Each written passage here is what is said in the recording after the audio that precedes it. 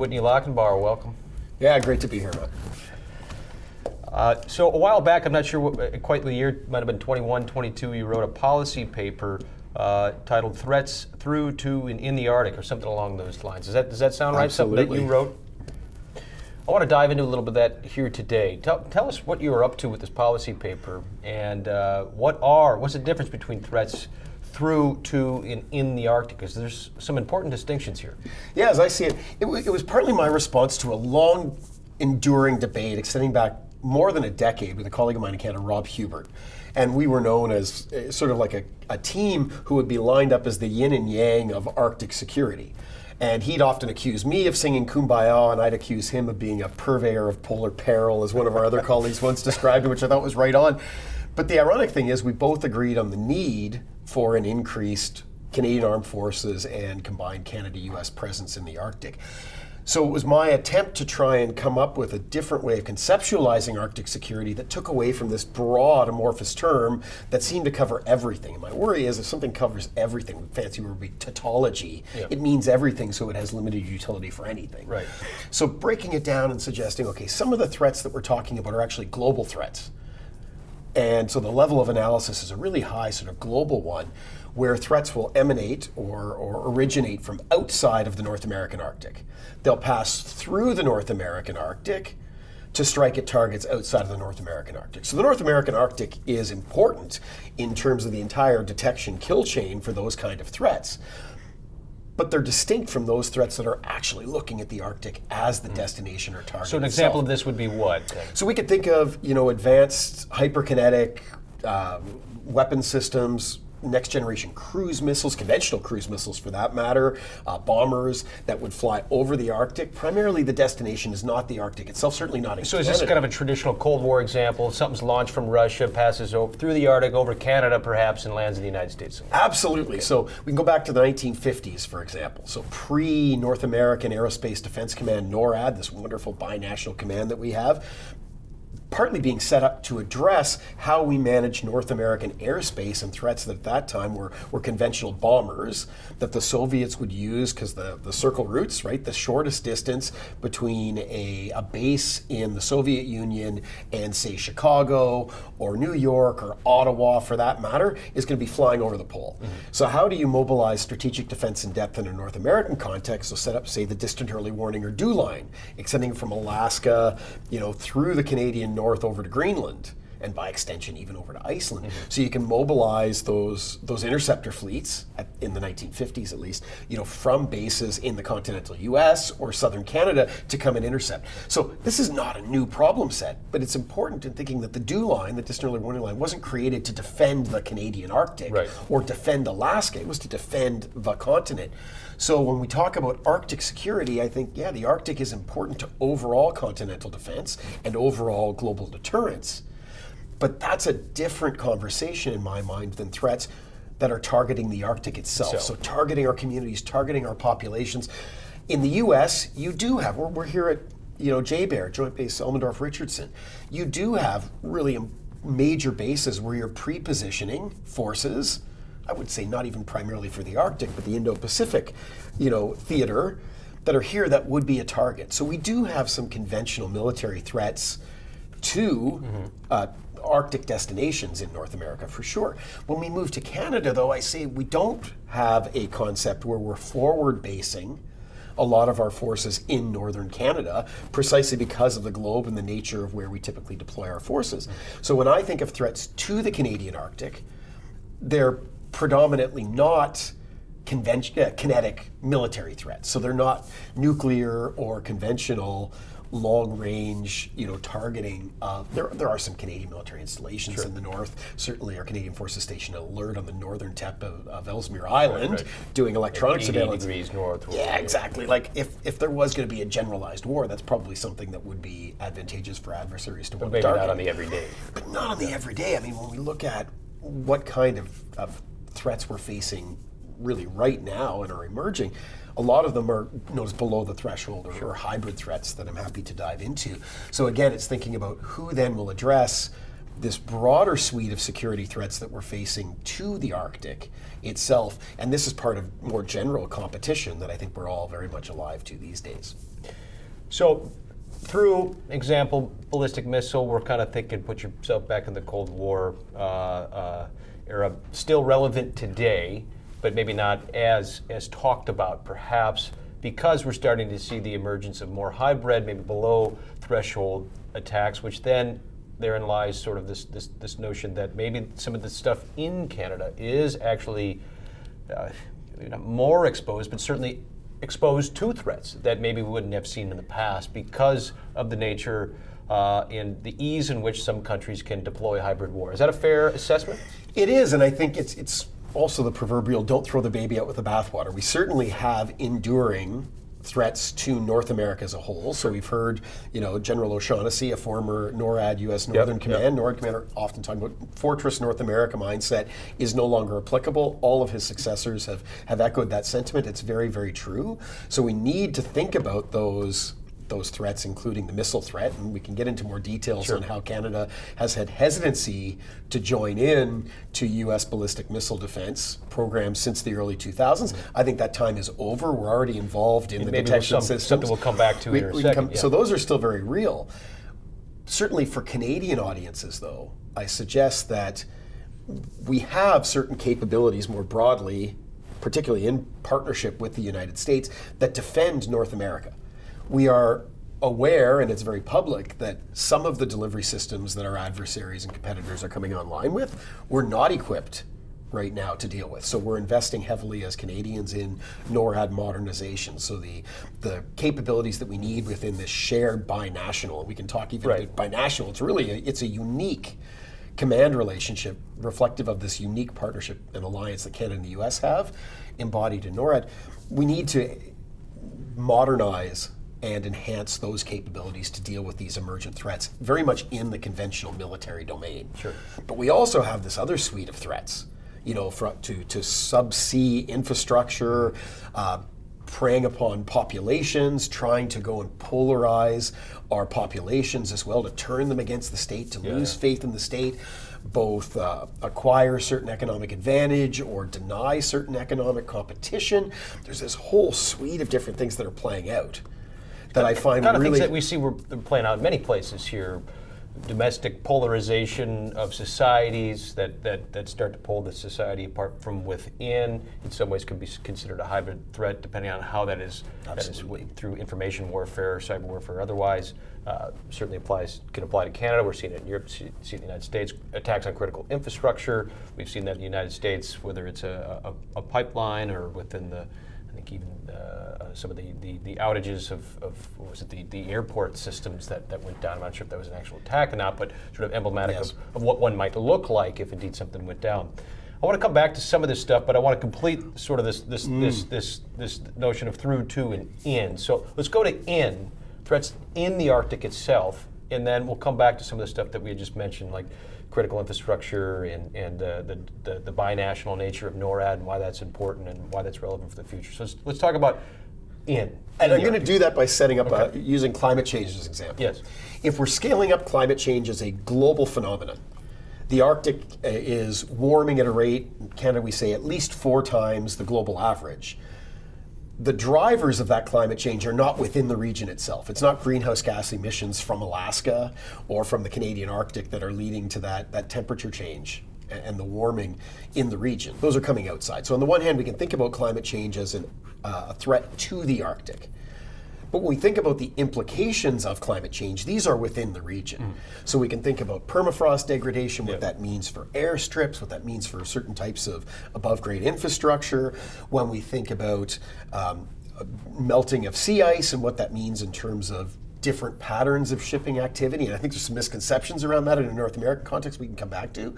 But these are within the region, amplifying risks of, say, a cruise ship running aground and what capabilities we would have in place to be able to respond. Since the end of the Cold War, we've seen the Arctic routes used for volumes of commercial aircraft that were almost unimaginable if we get back to the 1980s and before. So what happens if a major air disaster, a MAG 8 incident occurs, and our ability to respond? We can also think about challenges facing indigenous peoples and other northerners, Alaskans, finding stressors to different types of food sources and so on. So again, different category of threats. You mentioned pipelines and so on. There sometimes are inside threats that we have state apparatus to deal with. But for the most part, I see these as being human security, environmental security type challenges. So, we think of DISC emissions in a U.S. context, so domestic support to civil authorities, or HADR, we call it humanitarian and disaster response. In terms of those mission sets. So there are these challenges as well, and I would say for many northern peoples, these are actually the most acute day-to-day pressing challenges. So part of the way of thinking about through, to, and in is not to set it up as an or equation. In fact, it's all about striking the right balance of being able to address all these different baskets of threats simultaneously. And part of why I came up with this construct was to get away from setting it up like it's an either or.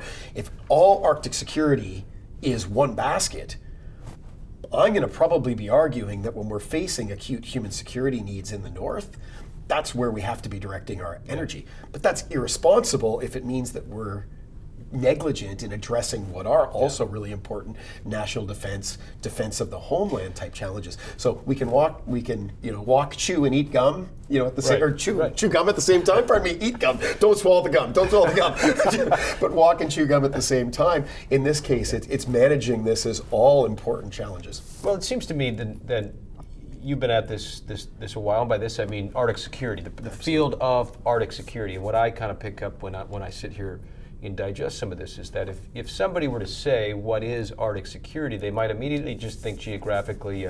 You draw a circle around roughly the Arctic Circle, 60 degrees north, 66 degrees north, however you want to geographically define the Arctic region, and say that is Arctic security. Whatever happens there is Arctic security. And what you're saying is yes, and it's the things that go through it, it's the things that come out of it, it's the things that are in it, and it's more, which is basically means that Arctic security is what happens in the Arctic, but it's also how it impacts the rest of the world as well. And so this is, to me, I can kind of see this logical connection then if we use your framework here of through, to, and in. And so I kind of want to take that then and use that example to say, okay, we're talking Arctic security, but it's not just about the Arctic. And we had mentioned hybrid war, and actually just this week there was an intriguing yet somewhat murky story about undersea cables being cut that run between what was called Central Europe and Finland.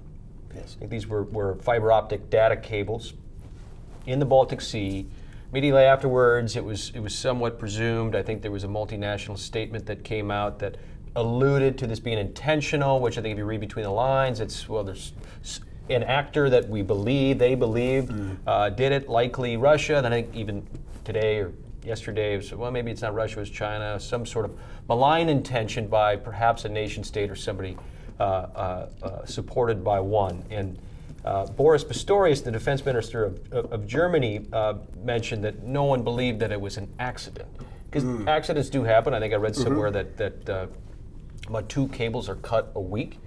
So I guess if you aggregate that over the year, that's 100 plus, 100 plus cables being cut. So you could see where there's some gray area here. Well, maybe it could have been an accident. Well, apparently Minister Pistorius didn't think it was. Either which way, seems as if many are framing this as an attempt to undermine democracy when you attack critical infrastructure systems, sabotage or otherwise. Notably in this context, what I think the Europeans are trying to say here is that it's targeting countries that are supplying critical equipment to fight the war in Ukraine. Now, this isn't a deliberate, necessarily a fatal or lethal attack on any particular society. And again, I'm not talking about Canada here, I'm talking about somewhere else, but presumably this could happen in Canada, because last I checked, Canada is supporting the effort towards the war in Ukraine. So here we have an example of some sort of hybrid war, or at least what many presume would be categorized as hybrid war. Is this kind of what you're talking about as a potential threat to the Canadian infrastructure, or what might you make of this particular incident here? So I love it, because I think it allows me to sort of play on various themes. First of all, it's when we talk Arctic. We often do this, but again, that can mean different things. Are we talking the Arctic as a truly circumpolar space, of which the largest percentage of that Arctic is Russian? We acknowledge it is actually Russian sovereign territory when we're talking landmass and extensions of maritime areas where Russia has certain rights, say a continental shelf, so the seabed extending out into the Arctic Ocean. In this case, we're talking about Northern Europe, so what's often described as the European High North. Lots of infrastructure, subsea infrastructure. This is the I think this particular incident occurred in the Baltic Sea. It's not the first time we've seen this. Last year, Nunu polar bear, so there's a Chinese-Russian sort of confusing vessel that just happens to be dragging its anchor through and tearing up, and then darts back through the Northern Sea route, which is the sea artery sort of flowing north of Russia to get out of being able to actually be enforced. The challenge with these kind of incidents is that they're very difficult to attribute.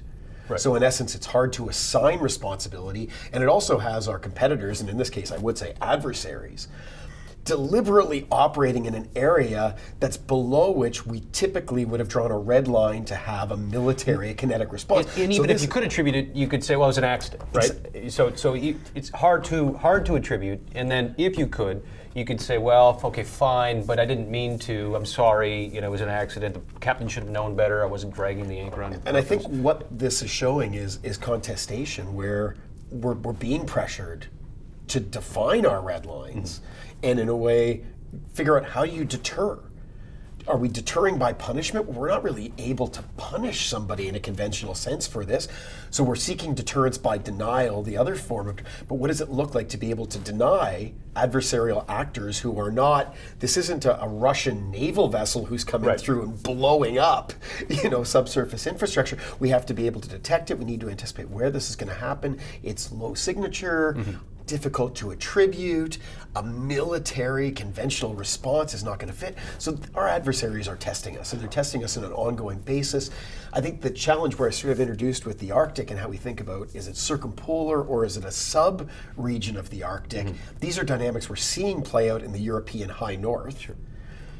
Do we see these same activities playing out in the North American Arctic, or I'm from Canada, so the Canadian Arctic? Not yet. And maybe not ever, depending on the nature of the infrastructure we have, or our adversaries' willingness to test us and disrupt us on our homeland. But this is something that I think is really at the forefront when I think about Arctic security, and what Ted Stevens Center and other expert groups need to be working on as problem sets, to think about this as something that is not a future possibility, but a clear and present dynamic going on right now. You'll be familiar with this adage. For long times, it seemed to be the Canadian position, not official position, but a position nonetheless, that it's an invasion of Canada would turn into a rescue mission, right? Well, okay, be that as it may, an example that you're putting here is that these threats these hybrid threats could come to Canada, and they might not ever come to Canada. But I'd imagine it doesn't sell very well to say our plan is that they will never come here, so we don't need to prepare. It seems as if Canada might be in that particular position now, and I want to. So we have seen them, and if I may, just a piece, and again, it's expanding our definition of what we think about as security. But cyber attacks, not attributed to a hostile nation-state actor, but some other, predatory actor, maybe operating out of Russia or whatever, going and doing cyber attacks on health systems. So being able to freeze out, doing a cyber hostage type situation, if you will, holding data hostage. Maybe it's for a financial gain. Maybe it's to be disruptive and undermine confidence in systems. Take your pick. It has both effects, actually. But if we broaden that out, those kind of cyber attacks, to me, are an example of a threat, a direct attack to Arctic security. The question then becomes, what do we require as Arctic-specific solutions to those versus more general, national, or allied solutions to cyber attacks broadly? But then also think about how in the Arctic we often have systems without a lot of redundancy, single points of failure and so on. So in order to actually grapple with these things, I think we have a lot of interesting work to do as well to identify what are the Arctic aspects of these threats that we need to be grappling with, and is the military the instrument to be dealing with threats on health infrastructure and data security and so on? Or how do we then situate our respective defense establishments within this broader whole of society, whole of nation, whole of government, interagency type dynamic? I mean, it's a fascinating way to frame it, because it sort of blows past the sort of the traditional way of looking at it, where we have a military that's going to protect us from military threats, traditional military threats, kind of like we started. Okay, they got a ballistic missile, can fly a long ways. We got to come up with hard military infrastructure to ensure that we can protect ourselves. Let's have an army and a navy. But now we're talking about things that are not necessarily military, or at least known to be that way, attacking again, kind of in air quotes, non-military targets that still impact the society. Absolutely. And we could go on about that, but I want to switch to something here. You mentioned allies in what you just talked about. Canada's part of NATO. NATO is supporting Ukraine in its war, in Ukraine's defense of its sovereignty and in the war against Russia. That war just passed 1,000 days, and it seems lately that Russia is making some advances there. Recently, the U.S. authorized use of long-range weapons to strike in Ukraine, and then the United Kingdom did the same. And then it seemed like overnight, somehow, the Russia changes or loosens, one might say, its nuclear policies, right? And then threaten to target countries that supply Ukraine with weapons. And again, Canada is amongst this group of countries that is supplying Ukraine with weapons. The president of the Halifax Forum, which happens to be going on now, and last I checked, Halifax is in Canada. So this So this is a Canadian forum. Said this. He said he wants to change the narrative that Russia is winning, saying that allies led by the United States, which is interesting seeing what has just happened with the American election, which maybe we'll get into it in a second, allies led by the United States need to push Russia out of Ukraine. Yet at the same time, and this is me speaking now, just based on some of what has been said, it seems as if, and I'm curious for your opinion on this, that the U.S. might be pulling out some of that support. It's not any official position, but many of us are waiting to see what the outcome will be in a few months' time. So here's an event happening in Canada, an important security conference in Canada. I don't know if Trudeau is going to be there or not, but on display will be sort of what the Canadian position is on this, and perhaps what the Canadian psyche is on the American position on this. I figured you might have some thoughts on how this is transpiring. Well, I'll spin it in a way and suggest that I think the timing more than ever, behooves us as allies, and I'm talking both Canada, U.S., and then the member states of NATO, to retain solidarity. And I think the more that there are assurances over the next few months that we're not going to be divided, we're not going to splinter, is going to be very helpful. And actually not even helpful, pardon me. It's going to be essential. It's going to be really important for us to have synchronized strategic messaging so that we're not misunderstood.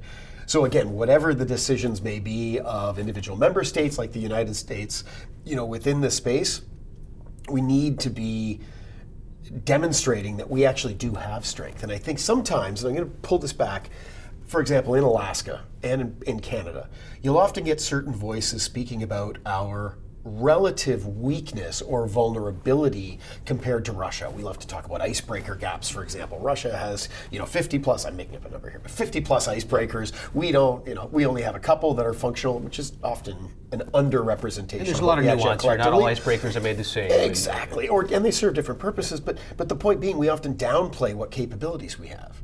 When we're looking to Russia, what I hear in the quote that you gave is, we need to be demonstrating our strength. The world has never seen an alliance like NATO. We are the strongest alliance the world has ever seen.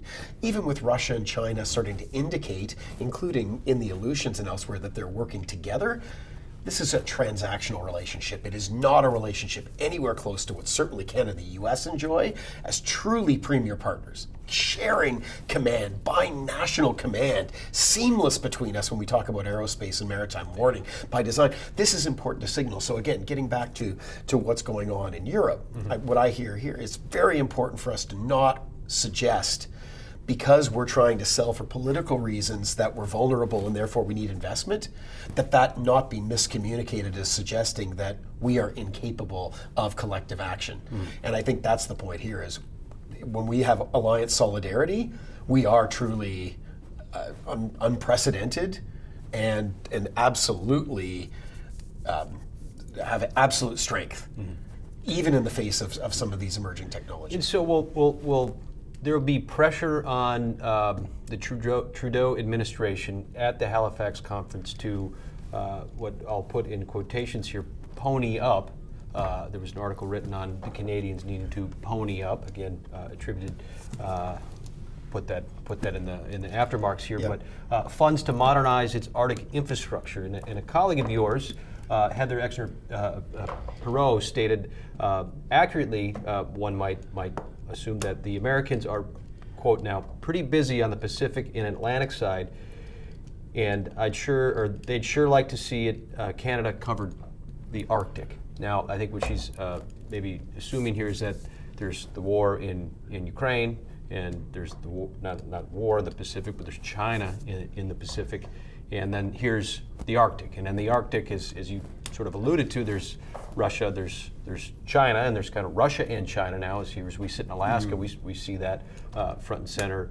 Is it time for Canada to, again, quote, pony up? Is this where maybe Canada could pull a little more weight? Absolutely. In April of this year, we had the release of a defense policy update called Our North Strong and Free, so playing on one of the lines in our national anthem.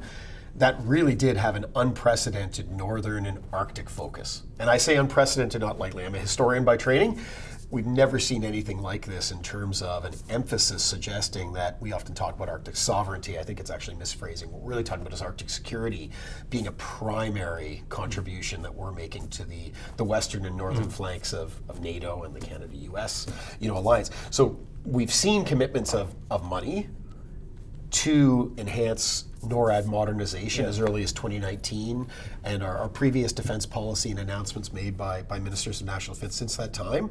This is going beyond that and promising additional capabilities, including Northern Operational Support Hubs, so some of this infrastructure that Dr. Exner-Perot was referring to. So these are commitments that we've made. I know there's going to be a lot of, some listeners might say, but Canada didn't have a plan in April to reach 2% of GDP as we've committed to as a NATO member. Since that time, we have indicated that we are seeking to modernize our submarine fleet, which will take us over the 2%. The challenge is its timelines. That in order for us to procure systems in Canada, it takes us forever. I know there's complaints about the U.S. procurement system. Trust me, compared to the U.S. one, Canada's is really, really challenging, even more so. It's going to be actually, making sure that those investments in that infrastructure is built at the speed of relevance to deal with these emerging defense threats and security threats, and at the same time, a lot of commitments in Canada to see these smart defense investments have civilian benefits, help to address what are very chronic Arctic infrastructure deficits in Canada, and that might be a topic of conversation as well, because certainly Alaskans feel a lot of that pain as well. And I kind of want to pause and make an important distinction here. We throw around some of these terms, NATO, NORAD, sort of as if they're synonymous, but they're not. They're related, but they're distinctively different. Canada is part of both of them, and NATO and NORAD. Okay, so I just want to take a minute to clarify this, that there's a NATO in 2% commitment gets thrown around a lot. Many are familiar with the, I believe, I don't know what the letter actually says specifically, but it's a suggested mark that a nation meet, 2%. Okay, the more the better, some might say. That's NATO. Now, Canada's part of NATO, and Canada is also an Arctic country. I'm getting somewhere with this. Canada's also part of NORAD, which is a binational command with the United States, different from NATO, but the United States and Canada are both part of NATO. So how might one understand if Canada decides to update or modernize its capabilities in Arctic infrastructure that might apply to NORAD? Would NATO benefit from that? Walk us through this a little bit. Absolutely love it. So Canada and the United States are both founding members of the North Atlantic Treaty Alliance, so NATO, which is partly designed to provide guarantees to our European allies. If we think back to 1949, the Cold War was just hardening.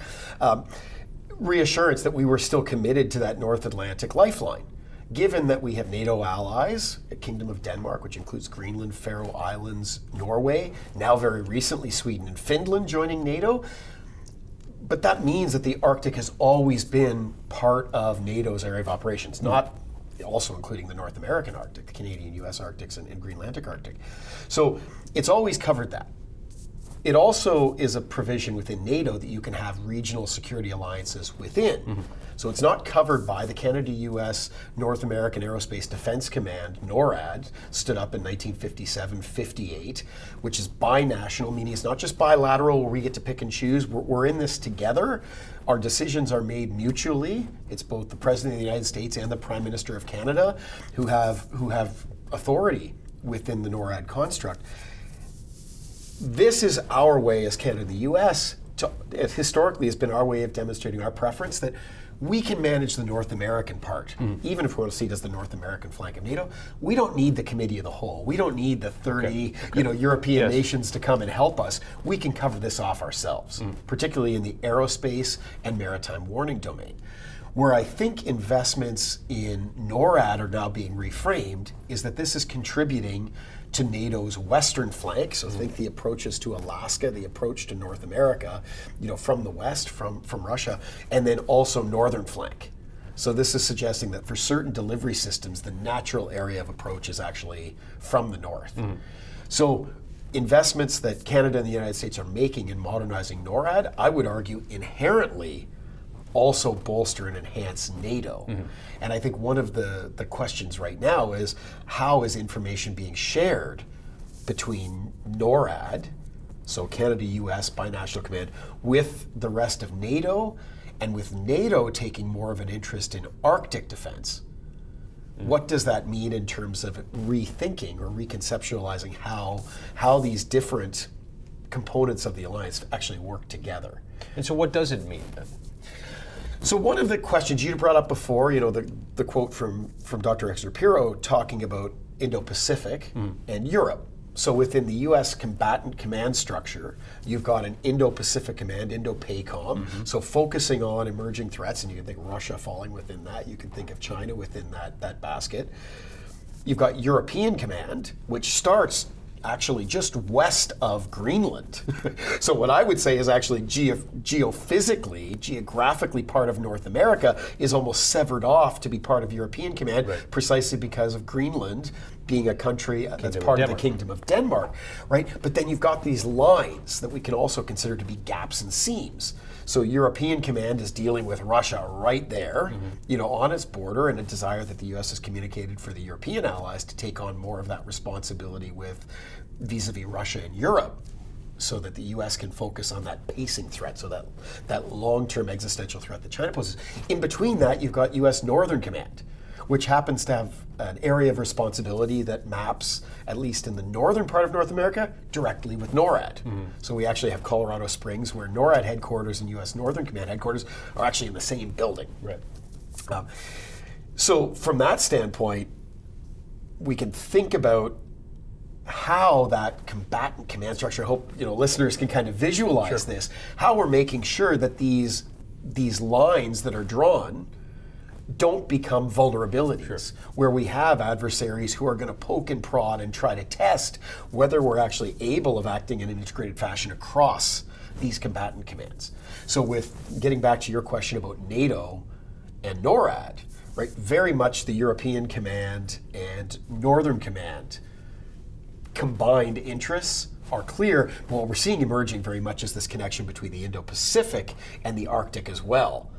So I think everything's coming into play, and making sure that we're not creating gaps or seams that are exploitable is to me one of the real major challenge questions that we're grappling with right now. So it's safe to say a Canadian investment in Arctic infrastructure, be it directly towards NORAD modernization, or even to bring it back to what we talked about earlier, shoring up critical infrastructure, investment in that would also be an investment in NATO in some capacity, because it strengthens that particular flank I guess, to use that, or area, whatever you might want to call it, of the alliance itself. And traditionally for a long time it was, hey, we got this over here, the North American side of it, we got this, and that still remains the same, but maybe not quite the same because the geopolitical context has changed. And what I mean by that is we're starting to see more geopolitical activity in the Arctic, some of which is coming from, and here we go to this other theater now, that your colleague Heather mentioned, you and I have talked about many times, the Indo-Pacific. Last year enters China into the conversation. You've already mentioned it a little bit, and I don't need to remind people about geography.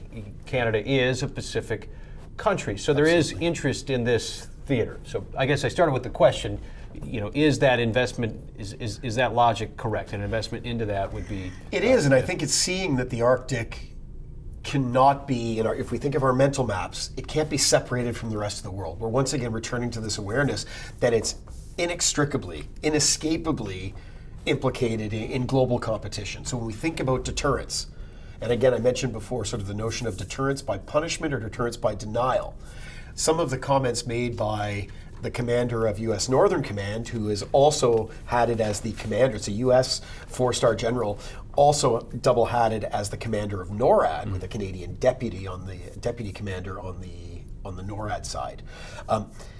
They often sort of emphasize the importance of thinking about continental defense and North American defense as being connected with broader global defense, and this notion of deterrence by denial as being something that we've not invested in as much as deterrence by punishment. What I mean by that for the audience is deterrence by punishment is that you have an adversary who wouldn't hopefully think or dare to come and attack you because the amount of harm and pain that you could unleash on them in response means it's too much.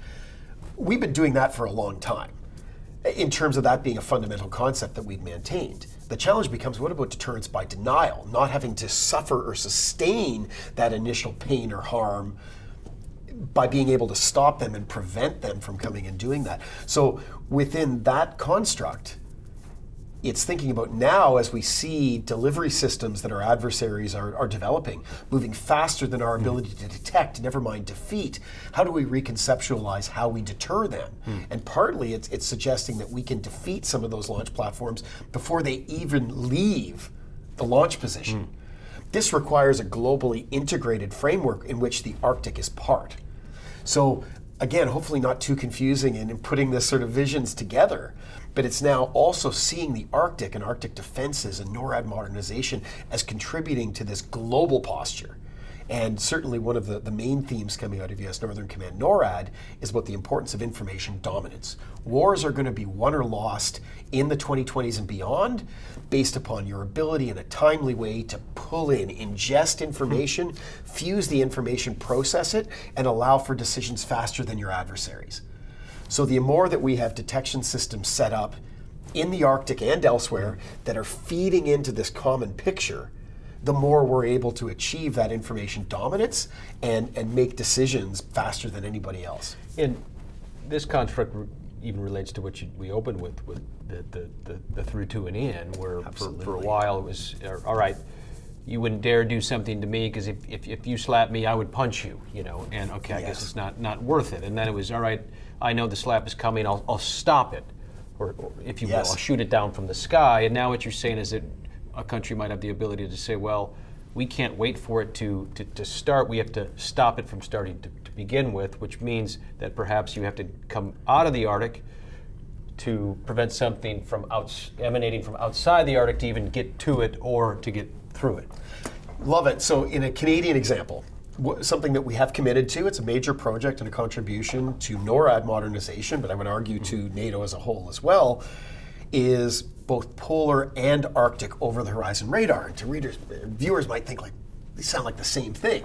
No, actually the Arctic over-the-horizon radar will be based in southern Canada, presumably southern Ontario where I'm from, so south of actually where you were born and raised, ironically. But it would then extend coverage out throughout the Canadian Arctic, so the North American Arctic. So that coverage is provided from a relatively southern location.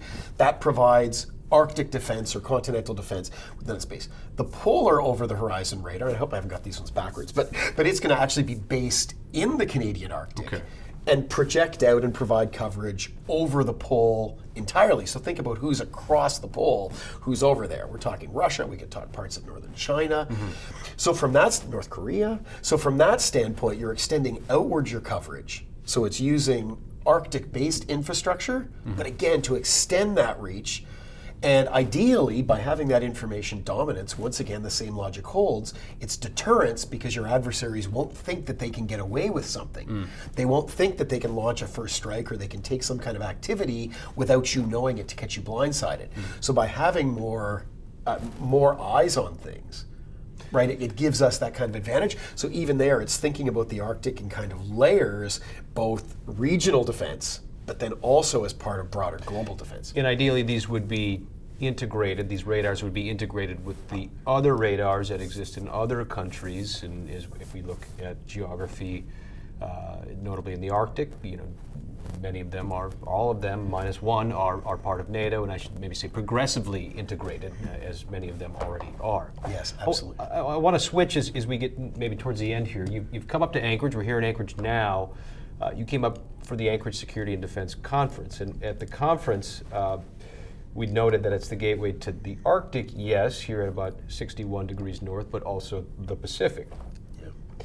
And last month, you and I had the opportunity to sit on a panel at the Arctic Circle Assembly. I think we called it Arctic Connected, and we attempted to connect the Arctic to other places in the world. And for that particular panel, we looked towards the Indo-Pacific.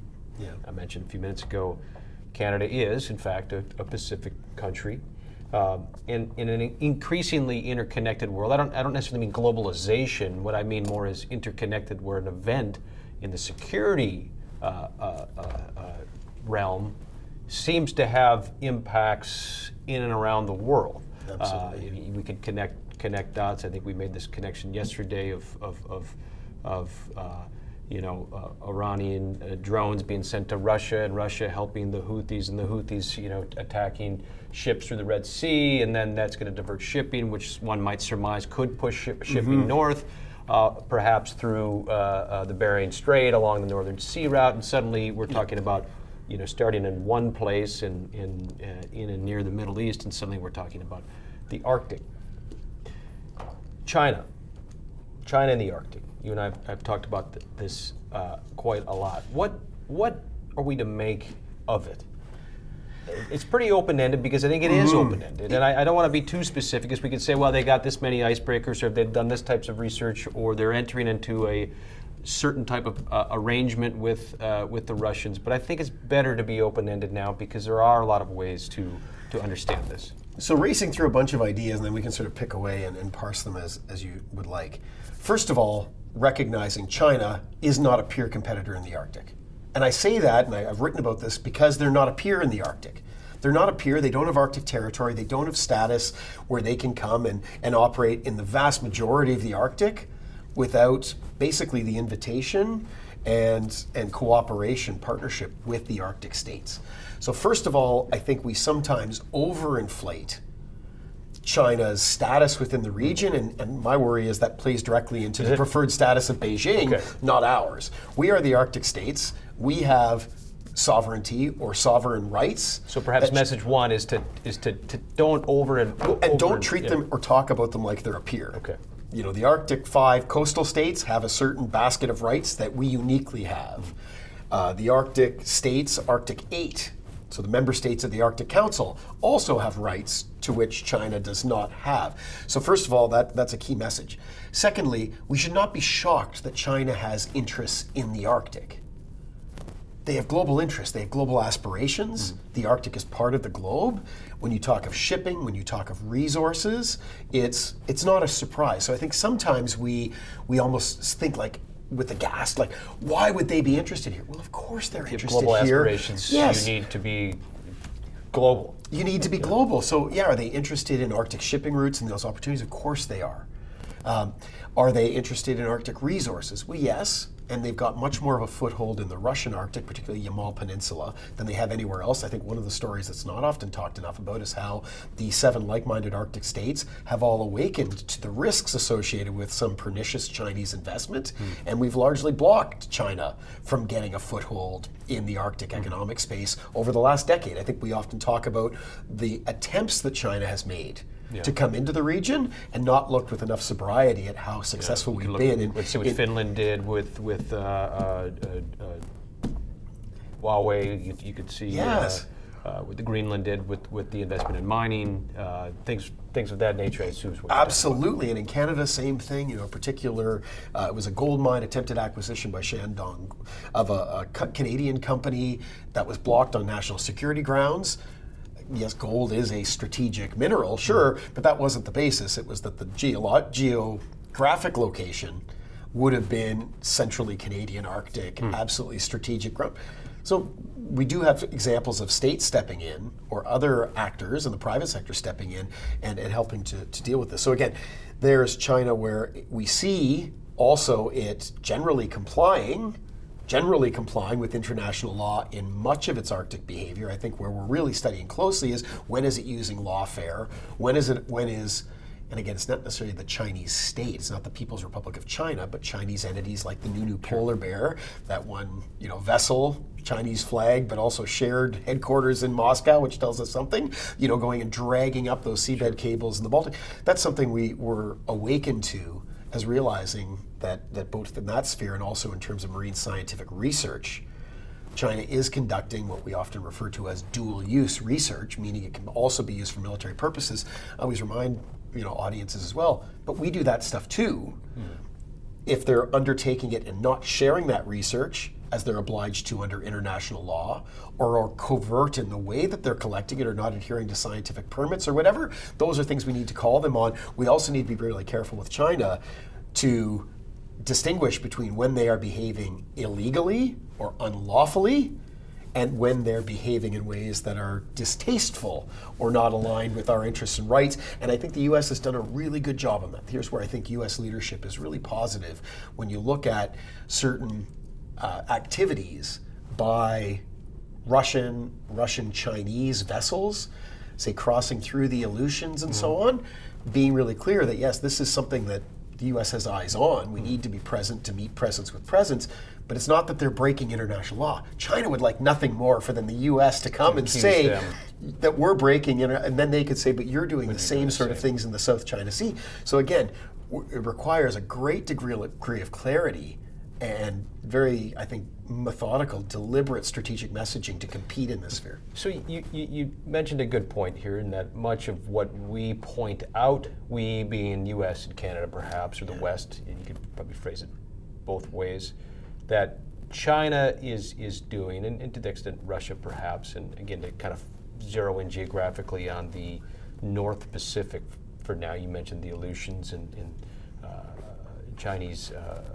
naval vessels being there with the Russians and then in the air as well. That we do similar things in their backyard, South China Sea, Strait of Taiwan. Okay, okay.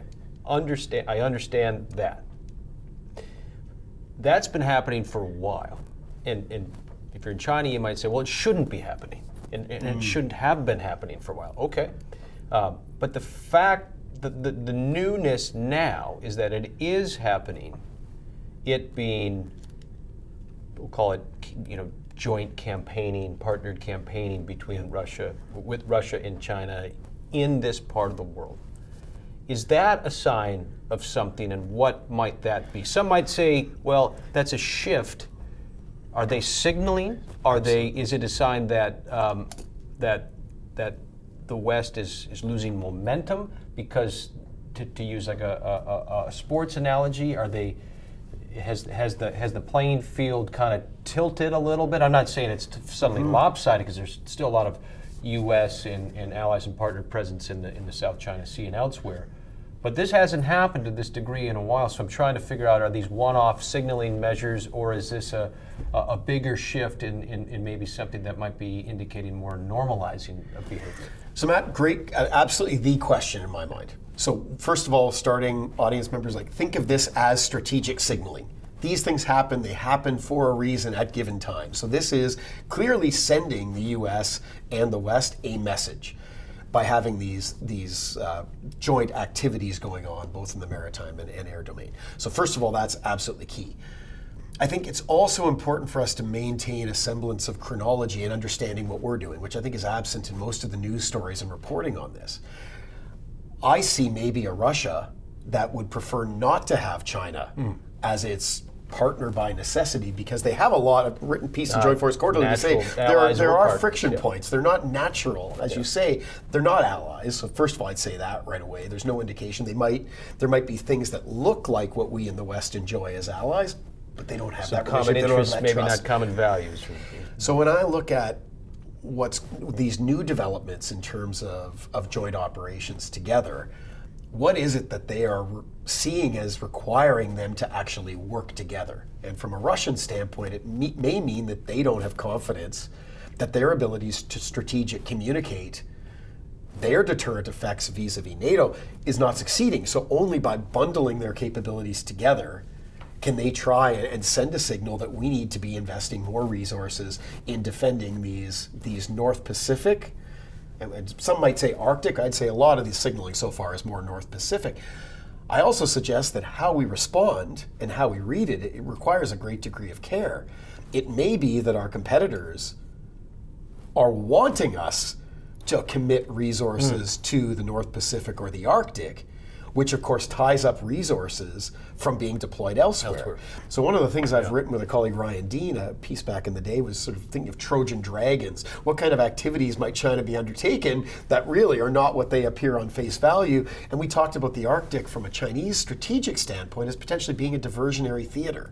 So the idea being, if China were to develop, and they're struggling with their submarine capabilities, as some of us know, in recent months, but were they deploying submarines into the Arctic?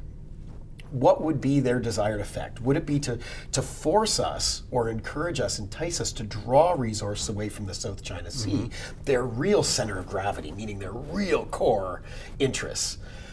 So thinking about the Arctic then in this more complex way, where increased Chinese presence, increased jointness between China and Russia is all a message of encouraging, as you said, for us to think about what are the different messages they're signaling. Are we getting it right? And then are we proportionate in our response, where we're not getting drawn away from what are, because a knee-jerk reaction could be, maybe it wouldn't be knee-jerk to some, but to others it might be, is to say, well, there's a joint naval patrol there, there's X amount of ships, the United States, others should send, have some sort of parity there, get naval vessels into the same area, run them off, and off we go. But those have to come from somewhere, is what you're saying.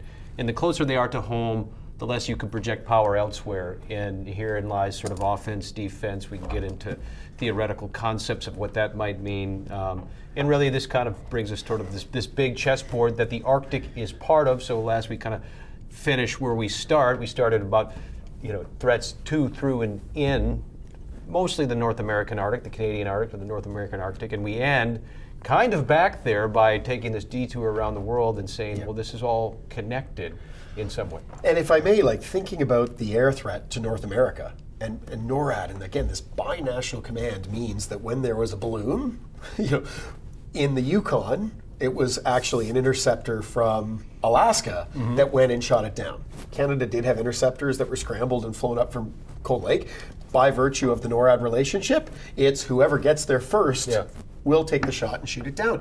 To me, it was an example of how our partnership works very well. When we think about meeting presence, so presence of Chinese or Russian vessels with presence, Canada's bringing online our Arctic and offshore patrol vessels, the Harry DeWolf class, which are ice capable. This is a way of complementing what a lot of U.S. capabilities are, right? Where because of our relationship, because of this long-standing alliance, because we are premier partners, our ability to figure out what the right calibrated way is to meet that presence with presence means that we can think in a more broad allied context. So I hope what Canada is doing and where we're moving towards and where we're resourcing is being that credible ally, which we've always been, but making sure we have the capabilities to maintain that and making sure that we are sharing the burden And I don't think that's I think Dr. Exner-Piro's comment was almost we're being told we have to do this. I hope it's the opposite. Yeah. I hope it's that we are wanting to be able to contribute that because we're a proud country and we've earned our place at the table with you.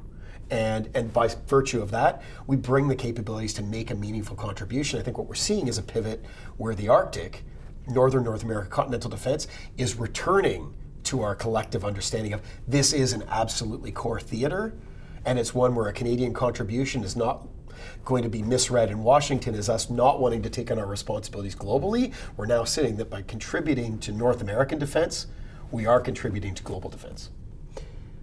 There's so much to get to.